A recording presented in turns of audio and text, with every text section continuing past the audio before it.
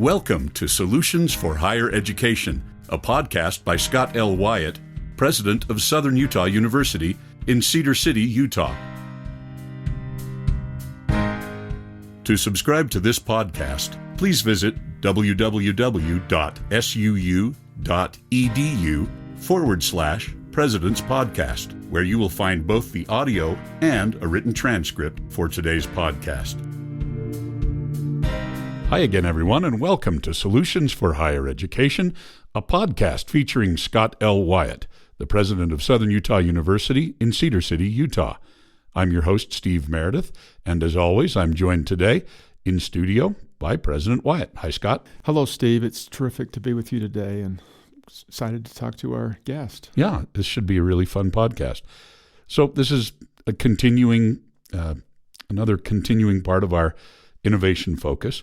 And I don't know that maybe a lot of people from the outside know, but there are publications, of course, that are insider publications for every line of work, really, magazines and news reports and other things. And I think without question, the longest running, biggest, most important 500-pound gorilla probably in our work is the Chronicle for Higher Education.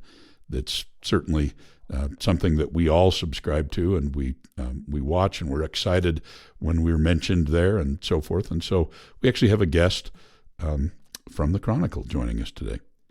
And the Chronicle is a great source of information for us about interesting things going on around the country. We're delighted to welcome Scott Carlson, who is a senior writer for the Chronicle. And Scott, I think you've been writing for the Chronicle for 20 years. That's right. It's a pleasure to be on your show. Thanks for having me. Yeah, well, thanks for joining us. 20 years of writing about colleges and universities. Indeed. You have got to have seen some interesting things in 20 years. Yeah.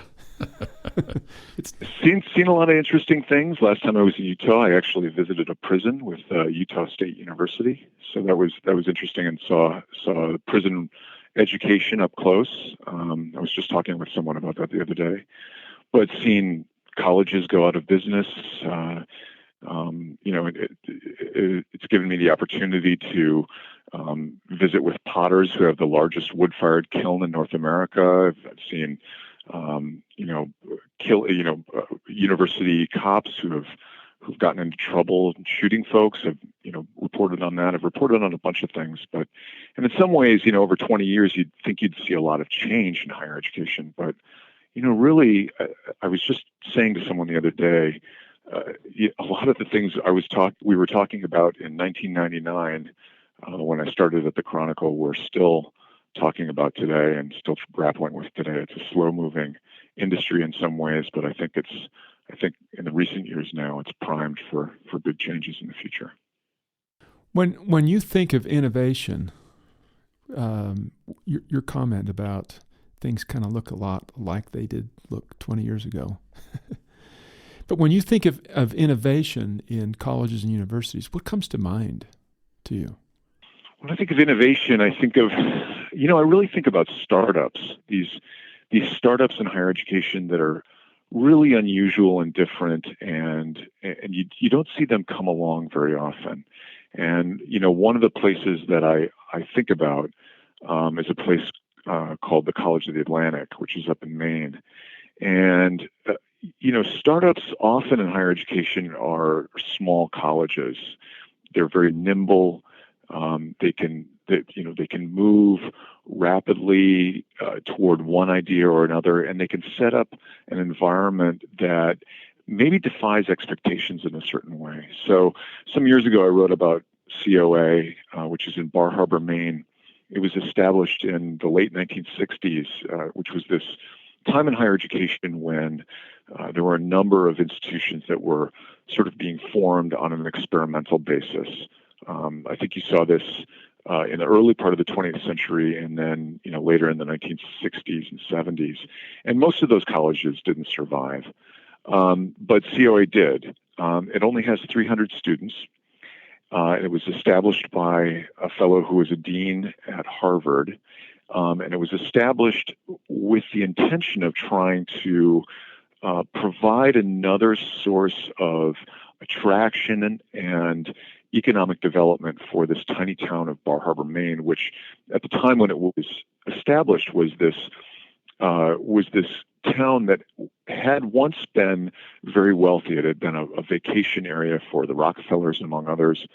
But after a fire had swept through the island, many of the rich folks who spent their summers there abandoned the place for other places. And so they said, we need something that will carry this place during the off years, in the non-summer times. And they came up with the idea of this college that it had only one major, which was human ecology. And that could mean anything. And so they set no rules around that. And they also wanted to establish a college that was very small in its nature. And the reason they wanted to do that was because they didn't want to develop the kind of disciplinary silos that would then divide the college along these kinds of territories that you see now in higher education that we're still trying to break down in higher education. So, what came out of that was just this very interesting place where students are encouraged, because of the size of the place, students are encouraged to discover their own path. They're given support from the professors in how to do that. But they're told up front, look, this is a place that's very small and we don't have the resources that a larger university would have. We don't have the ability to build $1 million lab buildings and so on. So it's up to you to write some of the grants and to go after some of the things you want, to buy the equipment you want to do for the research you want to do. And it gives these students a real grounding in a kind of entrepreneurial spirit, I think, because they have to do things themselves, because they have to discover things themselves. It reminds me a lot of another really small place, established around innovation, which is Goddard College, which is over in Vermont. Again, same thing going on there, where it's a very small college. It was a very small college. But when it was established by Tim Pitkin back in the 1930s, one thing that they said was, we're going to establish a college where people can come here and they can determine their own path toward the future. And so you enroll at Goddard, and the first thing that they ask you is, what do you want to learn about?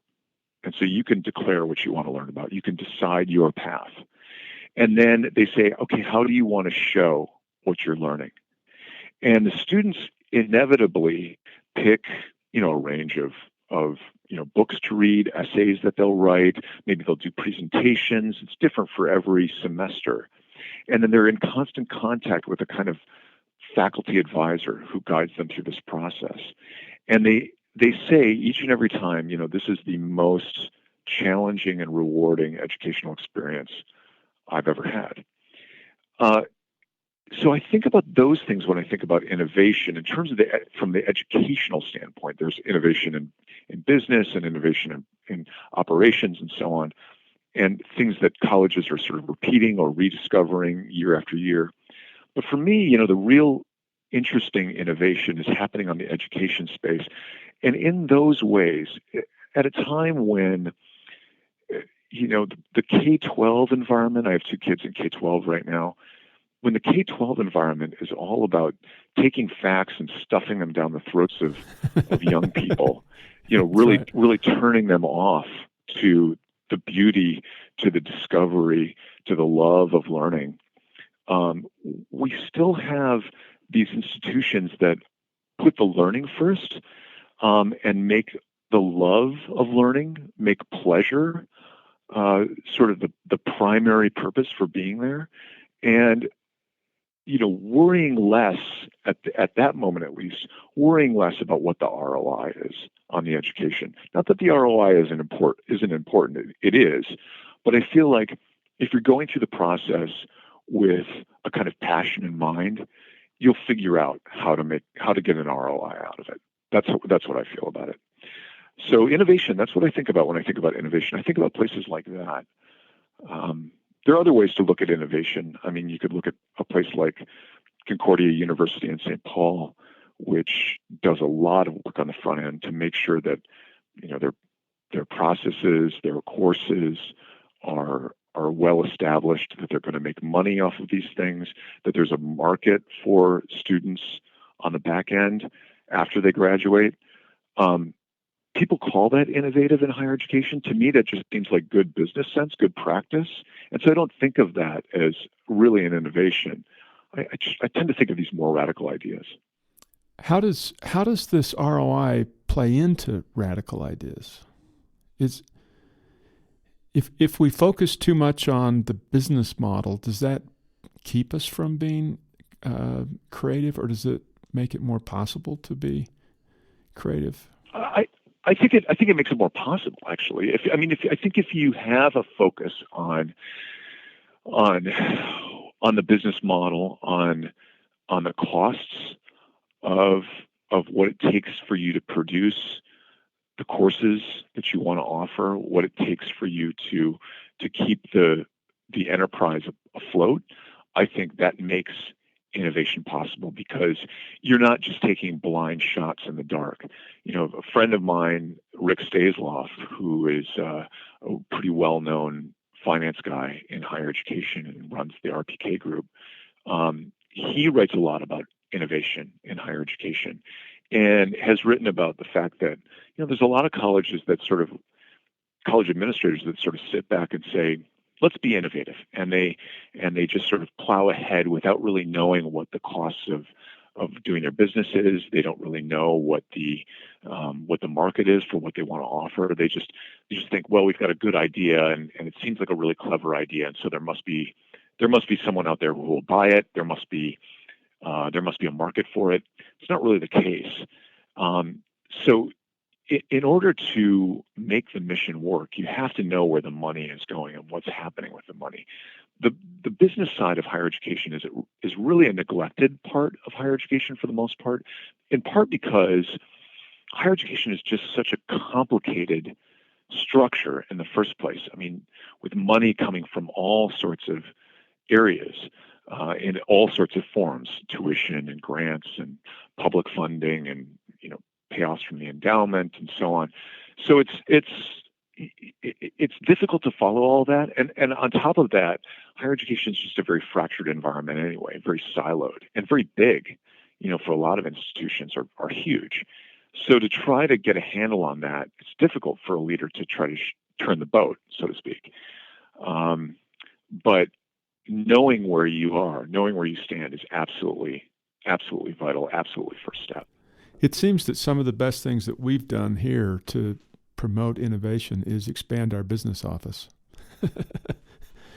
Just so that we have a better idea of how we're making a living, or if we are making a living. Yeah. Right. And then examining the costs and the benefits of different programs. So let me ask you a question around that. Do you think that you would know what it costs you to graduate, say, a business major versus an English major versus an engineering major versus a nursing major? Do you know what it costs you down to the student for each of those kinds of majors?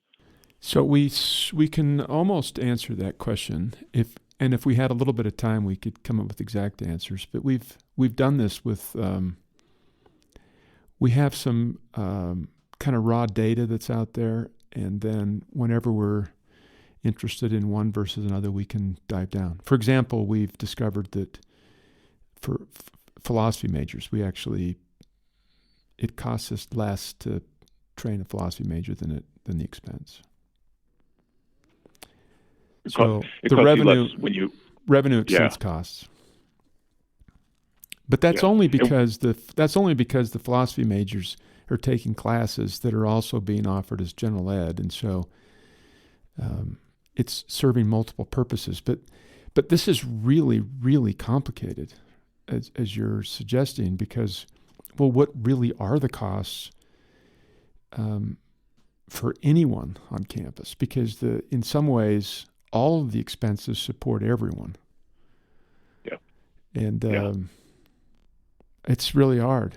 It's really, really hard. And every time we talk about, well, if we do this new program, what are the costs of the new program? What are the anticipated revenues associated with the new program?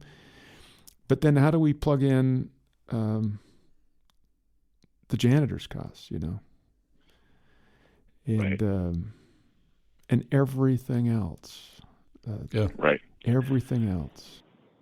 Right. How do you allocate these different kind of costs to the departments or to the students, or how do you count all of this stuff? It's very difficult.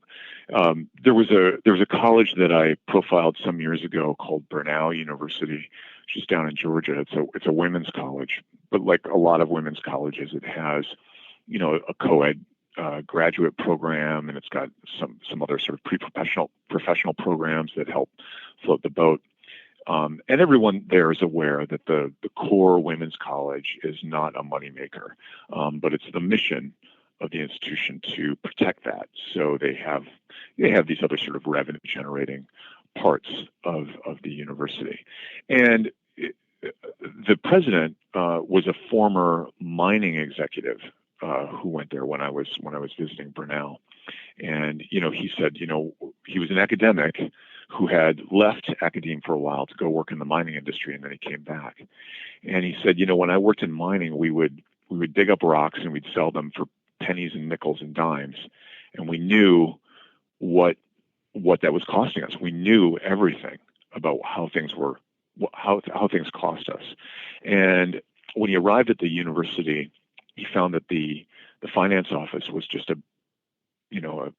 big stack of papers where no one knew anything. No one knew what everything cost. So he brought in a fellow, someone I worked with on the Sustaining the College Business Model report, who did a kind of forensic accounting evaluation of the college, and they found interesting things.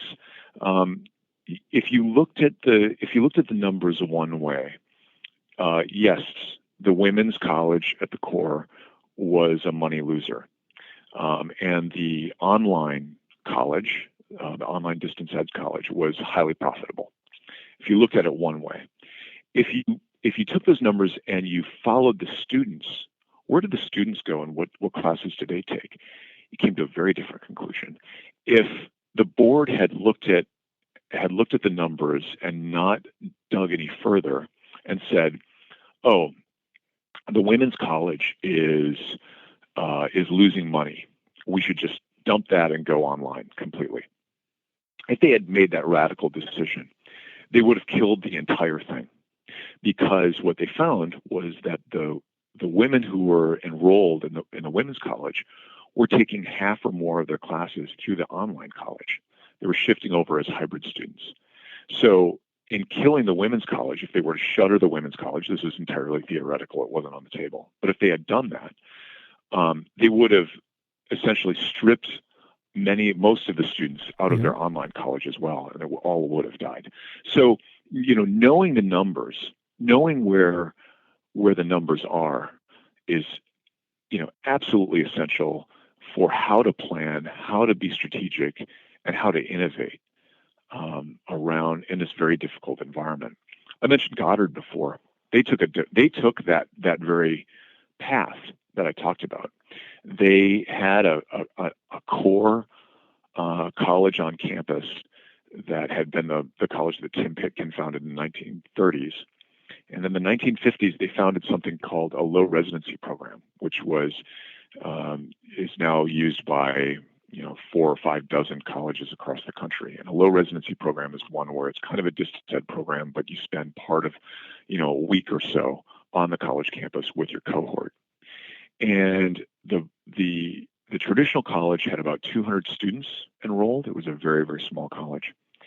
The low residency program had 400 or 500 at the time. I forget the exact numbers, but it was much larger. But they were packing the low residency students in during the summer. They made a radical decision, looking at the numbers, looking at how everything was sort of allocated at the college. They made a radical decision to shutter the traditional on-campus program that ran from September to May, and to go completely into the low residency program all year round. So essentially, it was a traditional college with a traditional campus that shifted over to a kind of low residency distance ed program that revolved over the course of the year, different kinds of programs coming in weeks, for 2 weeks at a time. you can only do those kinds of things if you actually know the numbers and where things are going for your institution. And unfortunately, most of the colleges out there just have really no idea. They don't know where to begin. Well, when you were talking about this and the profitable part of the college versus the unprofitable, Steve and I have friends that have a number of movie theaters. The profitable part of a movie theater is selling candy and drinks. Right. And popcorn. Right. So movie for show, popcorn for dough. That's the old adage. We're gonna cancel the movies and just sell popcorn because that's where we make our money. Yeah, but you don't sell any popcorn if there's no movie. Yeah. Right. So what if you were the next president of some college or university? What would you, based on everything that you've seen, what would you be interested in doing? What would I be interested in doing? Well, it depends on where that was, and it depends on what kind of institution it was. Boy, if I were the president of a small college in the Northeast or the Rust Belt or the Upper Midwest, I think I'd be in panic mode right now. Actually, yeah, I think so. There's a number of institutions in that range. I mean, and of course, that's the geography where you find most of these small colleges. It's just such a competitive environment for them. And I think, it's only going to get worse in the future. I mean, first of all, the demographics are just not good.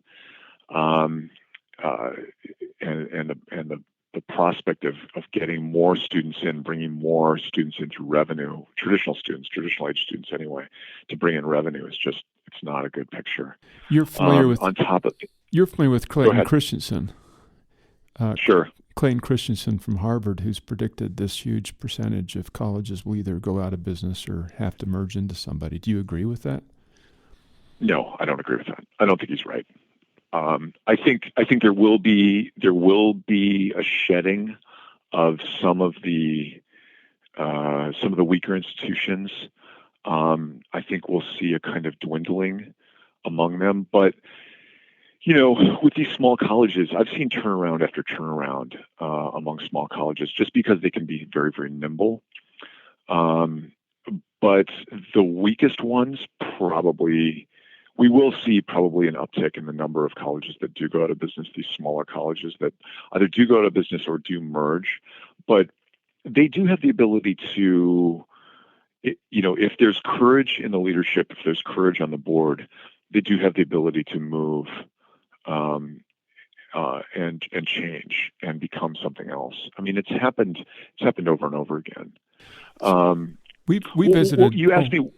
No, go ahead. Sorry. Well, you asked me what I would be thinking about. I mean, I really would be thinking about, for a lot of these colleges, there's some basic stuff that they still are not taking care of that they could take care of. So one thing is to know the costs, right? We've just talked all about that. The other thing is to somehow try to tie the education to relevant outcomes and to audit those outcomes and to give some assurance to parents and students. This is what you're coming here for, and this is what we're going to provide for you. I mean, even beyond the wonderful education that we think we're providing here, we're going to start to connect you with the businesses, the community around us, the alumni around us. I mean, there's so few colleges really take advantage of their alumni in ways that they could. You look at a place like Colgate University, which holds this thing called Sophomore Connections. And Colgate has a really strong alumni following. It's almost cultish, right? But what they do is sophomore year, for the sophomores, at the beginning of the sophomore year, they have these, or middle of the sophomore year, actually, they have these alumni, about 100 alumni come to campus in various kind of clusters of jobs that can be, people who work in media and journalism and entertainment. It can be people who work as doctors, but they also might be part of the health sciences in a broader way, or they work for pharma. And these clusters are sort of defined broadly. And they bring the alumni to campus. And the alumni hold a full day session where they break off these clusters, and then the students pick 3 out of, say, the 12 clusters, or how many clusters there are. They pick 3, and they go and visit with these in a sort of a large large sort of Q&A session with these alumni and talk with them. What's your job like? What do you do? What did you major in? How did you get into that field? If I wanted to get into that, what would I make? These basic questions that a lot of students are not getting answered until their senior year in college at most institutions. And that gives these students a huge head start on life after college, a huge foundation for the confidence that they can have in the place where they're going to school. And it's a huge selling point for Colgate too. So, these kinds of simple things, parents and students are paying all this money for the degree, which is essentially a signal to employers. And they want to see something come of that. They want to see something come out of that. For most colleges and universities right now, even though there's all this pressure from the government around what are your results, how efficient are you, and so on, it's really a great time for colleges in certain ways because the wage premium associated with a college degree has grown. It's doubled over the past 40 to 50 years. You essentially have to get some kind of post-secondary degree in order to keep up. That wage premium has doubled, not because college graduates are getting paid so much more than they did in the past. It's doubled because people with high school only are getting paid so much less. So just to keep afloat, just to stay steady, you need some kind of post-secondary certification. And so the market for colleges out there is a really strong market to say, hey, come to this place. We're going to set you up for life. We're going to provide for you the opportunities. But the number of colleges who fall down on that, that are not giving students this solid entry into life after college, that are not connecting with students after college and sort of cultivating that relationship, it's really sort of mind-boggling. That's really it's just fun to listen to you talk about all that, and this program that Colgate's doing is really intriguing. I think almost every university has a very loyal alumni following. Every university has a very loyal alumni following? Has a very loyal. That could be true. That could be, but in my case, graduated from the University of Minnesota. I was an English literature major. I made myself into pretty decent success. I have no connection with my university. I have no connection with my department, the English department. I just get a letter 4 times a year saying, "Hey, send us $200." There's no connection. Hey, that's a connection. That's a connection. I'm just asking the wrong for kind money. of connection. I mean, it's the wrong kind of connection. If they were thinking about this more strategically, and this is not. I'm not saying this from sort of any egotistical point of view, but if they know that I'm out there, they know that I'm doing work around writing and work that I really, where my English major was really valuable in helping me think broadly about the world. You actually are an English major that got a job as a writer. I got a job as a writer, deal. right? Yep. That is a big deal, and I'm making a decent living off of it. And there's students now at the University of Minnesota majoring in English who want to be writers, who want to be journalists. And I would gladly, I go back to Minnesota 2-3 times a year. I'd gladly come back and talk to students about, here, this is what you do. This is how you do it. This is how you make, this is how you make your way. And that might lead me to want to give them $200 every year. But there is no connection there. There's no connection there. And I feel like that's the case with a lot of colleges, particularly bigger public ones. Yeah, my degrees are all in music, and I've had a nice career along with being in higher ed. I've had a nice career in music, and I never get asked by my alma mater to come back and say, "Hey, how'd you do that?" You're one of those few musicians that actually has made a living as a musician for a goodly part of your life and your livelihood. How did that work out for you? I agree. There's particularly in places like English and in music where there's not a necessarily straight ahead path to a job with a cubicle on day one after you graduate school, and you kind of have to find your own way. That can be particularly useful for students, I think, to find someone that has actually done what it is they want to do, where the pathway is a little bit circuitous, and to talk with them for a little while. And the help that these students need, even well into their 20s or well into their 30s, even after they leave college. I wrote a column for Goldie a few weeks back about a fellow that I had met who was working at a local grocery store here. And it was, one of these, it was sort of a co-op kind of grocery store, organic foods and so on. And, I'd go there to buy the bulk beans or whatever I was doing. And I just happened to have a connection with this guy who was stocking the shelves because I would see him there every day. And, we got to talking, and he would ask me about what I do. What do you do for a living? Oh, you travel. How do you get to travel around all the time? Oh, I do this for a living. How did you get into that? He would ask me all these questions. And so we arranged to get together for a beer and, talk about how I got into the job that I got into. And when when I was going to take him out for the beer, I thought, well, I had assumptions about who this kid was, what he was all about. He stocks the shelves at the grocery store. I figured maybe he doesn't have a college degree. Maybe he didn't do all that well in high school. Maybe he sort of wandered around. Well, I came to find that he had graduated from Wake Forest University with a degree in history. He actually did quite well in high school. He graduated without debt. And in graduating from Wake Forest University, he graduated from this place that has been featured in the New York Times and other places for having this robust career service center under Andy Chan. And yet here he was stocking the shelves at the grocery store. And I've met so many students like that who got out of college, had sort of blindly majored in something that they thought they loved, or at least they found somewhat interesting.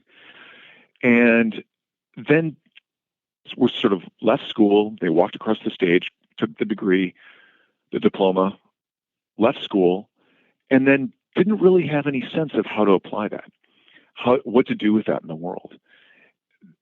This is a huge issue it's a problem for higher education.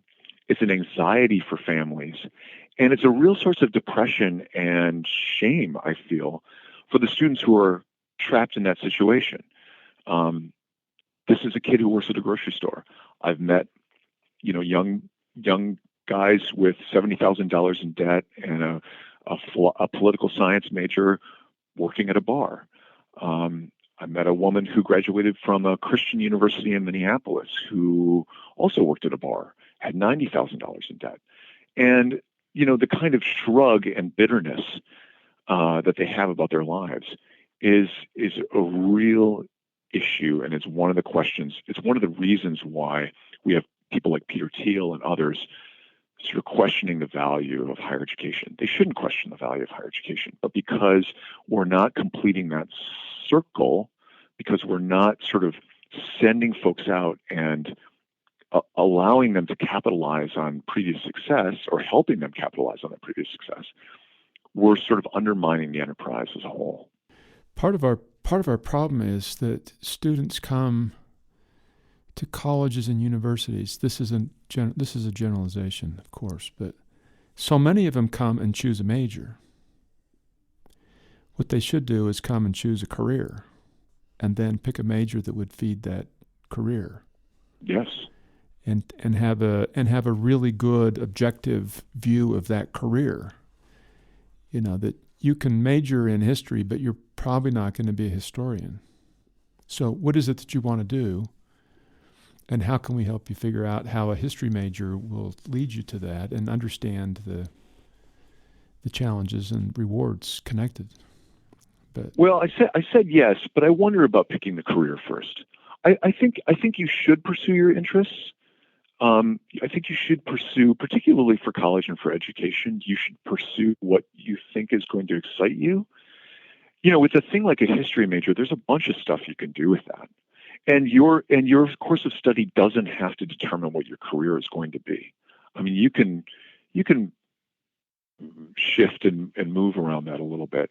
One of the problems we have, though, is that, and this is going back to the K-12 problem, is that we're so busy shoving facts down the throats of students and having them sit through these standardized tests and do a bunch of baloney during the day that there isn't really a whole lot of exploration or time for exploration for these 13, 12, 13, 14, 15, 16, 18-year-olds to have exposure to, oh, what is it exactly that a finance guy does? What is it exactly that, an engineer does? What do they actually work on? We have a sense of, there are some careers that are pretty obvious on their face, and we encounter them in everyday life. But there are other careers that you never would know even exist, and there's no one telling students that these things exist. Yeah, that needs to be more robust. So Steve is the lead accreditation liaison here at Southern Utah University, and he's a musician. And I'm the president, and I was a philosophy major. And an attorney. But I didn't major in philosophy because I wanted to be a philosopher. I majored in philosophy because I wanted to learn how to read and think and write, and it just seemed really interesting to me. So I had that as a major, but I had a career idea. I'm not doing exactly what I intended, but I find so many people that just choose a major and then think that something's going to appear, and it might. Yeah, it might. But it might not. But it might not. It might not. It's a tough. It really is. It really is a tough path, and so much of it is embedded in what's your previous privilege. To what extent do your extended networks, usually through your family, to what extent can those extended networks connect you with different kinds of careers or give you a bump up or, help you sort of figure your life out or provide the kind of financial foundation that you need to sort of explore for a bit. Some students have more of that at their disposal. Many students have less. Yeah. We're kind of in a situation where, if you're a student in the lower quartile, the lowest quartile, income-wise in the United States, the chances that if you're a kid in that quartile, the chances that you'll get out of that quartile in the rest of your life are very slim. If you're in the highest quartile, the chances that you will drop out of that quartile are very slim. You'll likely stay rich. For all the kids in the middle class, you basically have a 50-50 chance of making more or less than your parents. So for them, it can seem like a very pressured and very dicey sort of situation. Not that income is everything, but for a lot of these students, it can provide. It's kind of one way of measuring your success, apart from sort of the other markers. Yeah, we were talking a few minutes ago about some of these really small colleges that might be nervous about their future. A couple of us visited several of the regional universities in Illinois, and there were fear in the eyes of the administrators we talked to. They seemed to be really worried about their future as an institution. So many of in that whole region, it's just become extremely competitive. The number of high school graduates is going down. Yeah, the demographics are not in their favor, for sure. Yeah. What would you do? What would you do? Illinois is a special case because the state is so screwed up. I did apologies to our listeners in Illinois. Yeah. No, they know it. They know it. One of my colleagues was at dinner with someone who worked at one of the colleges in Illinois, and at the dinner she said, I spent a number of years working for the state government in Illinois, and my friend sort of quipped at the dinner and said, "Well, I'm surprised you're not in prison." No, Illinois. I did some work at Southern Illinois University some years ago when Glenn Pichard was the president there, and Illinois had basically stopped dispensing money to the state universities, and there was discussion of them having to borrow money even just to make payroll. It's a really screwed up situation, and the deferred maintenance at some of these colleges, like Illinois State University in Southern Illinois, would just blow you away. I mean, really buildings that were absolutely rotting. But those are state universities, and so at some level, there is a commitment from some of these states to keep those state universities going, in part because those state universities are an economic engine in these small towns that they're in. Yeah. There's nothing else. For the private colleges, it's a dicey situation because there's no state to sort of back them up. They're sort of on their own to some extent. And, on top of the demographic pressures, then there's also situations like what you find in New York State, where New York State just announced the Excelsior Scholarship, where anyone with a $100,000 family income or less can go to college for free. There's more of these sort of free college plans that are popping up. Well, that decimates the enrollment for a lot of these small private colleges that would normally attract students that wouldn't be going to the state university, but now the families are looking at the state universities and saying, well, this is free, so let's just go there. And it also then decimates the enrollment at state universities in neighboring states like Pennsylvania. So last year I talked to some of the institutions in the Penn State system that were having trouble attracting students because there was a number of students that were going to New York universities for free. So, yeah, it's a tough situation. We've talked about some of the innovations you've seen. We're kind of a mid-level sized regional public university, 11,000 students in sort of a rural community in southern Utah. And we've seen substantial growth and some really exciting things like that. But if you think of all of the kind of mid-sized regional universities around in the country, what are the innovations that you've seen that, in addition to what we've talked about, anything in particular? Or even if it's not particularly innovative, but unusual, or allows for innovation to happen.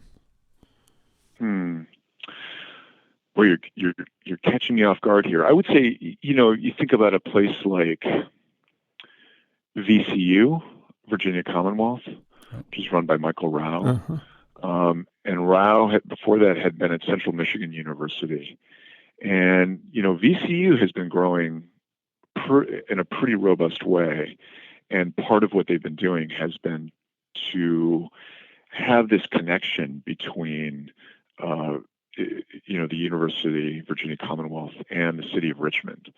So that, there's an interesting play there in the sense that, and this is what my next report for the Chronicle is going to be all about, this interaction that happens between these universities, whether they're large or mid-sized or small, and the communities around them, and how the partnerships between these places can start to pump up, how they can start to lift each other up in the sense through kind of synergy.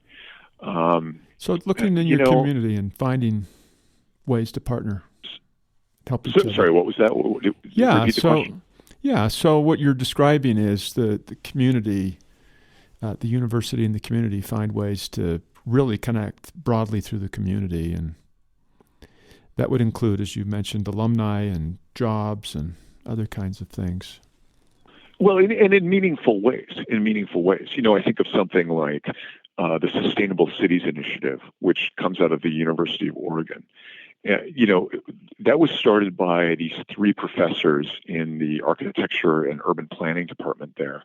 And what they were doing there, what happened there was these three fellows were just sort of sitting around at the end of a semester. They were talking about these students that they had in their class that semester, and the students who had turned in these ideas based on these hypothetical projects, and there were some brilliant ideas embedded in some of these papers, some of these final projects that they were doing. And in most cases, though, the students didn't care if they ever got those papers back. They got the grade, and then the papers wound up in the trash, and the students walked away happy. I got an A, I'm done. What they decided to do was to work with other faculty members on campus to try to create this SCI, the Sustainable Cities Initiative, where they would harness the work that students were doing in a range of classes. It could have been urban planning and architecture, it could be journalism, it could be political science, it could be marketing and communications. And then they would partner with one city each year in Oregon, usually a small city, and then unleash the students in this sort of measured way over the course of the year on the problems of this particular city. So, for example, you might have a city that has a waste problem. It has problems with traffic management. It's got signage problems. It's got, it's got economic development problems. The students then would attack these problems in a kind of in course over time and present their ideas.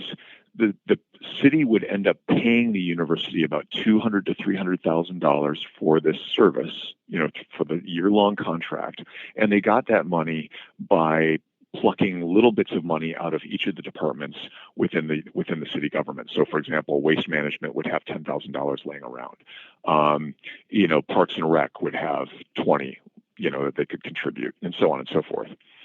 In the end, for $200,000 to $300,000, the city got millions and millions of dollars worth of professional, semi-professional. These students were, some of these were graduate students, some of these were undergraduate students, but semi-professional advice that was really unbiased. It wasn't like hiring a consultant.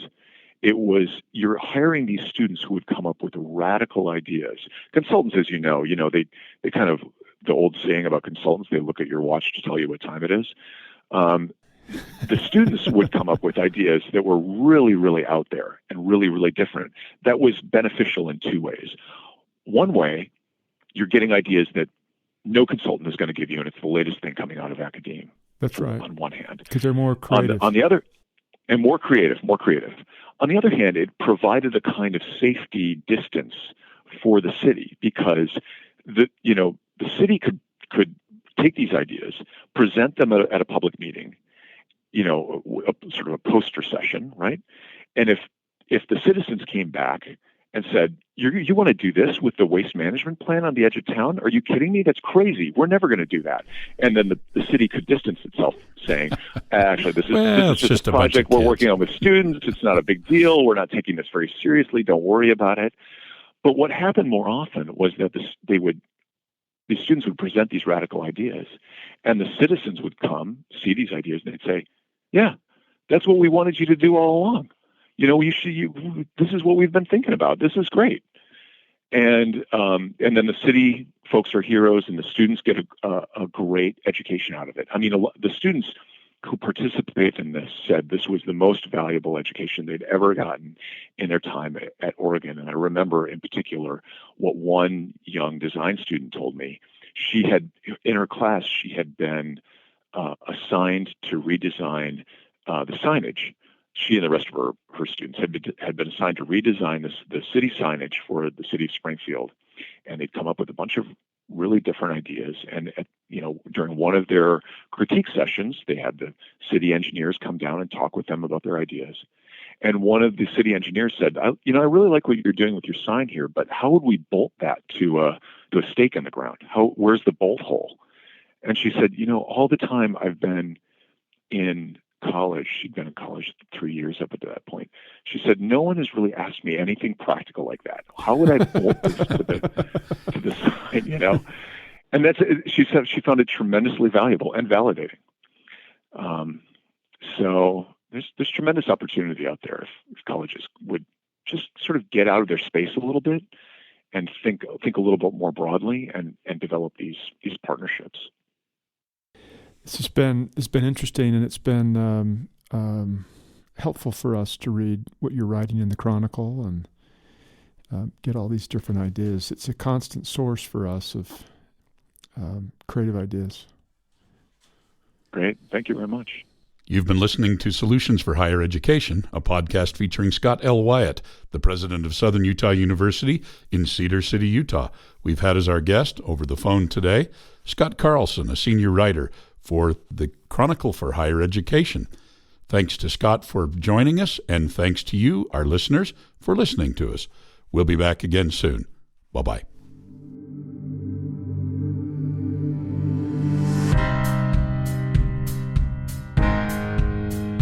Thanks for listening to Solutions for Higher Education. To subscribe to this podcast, please visit www.suu.edu/President's Podcast, where you will find both the audio and a written transcript of today's podcast. The original music for this podcast was composed by Jack Barton, a master's degree student in music technology at SUU. For more information about Southern Utah University, please visit www.suu.edu.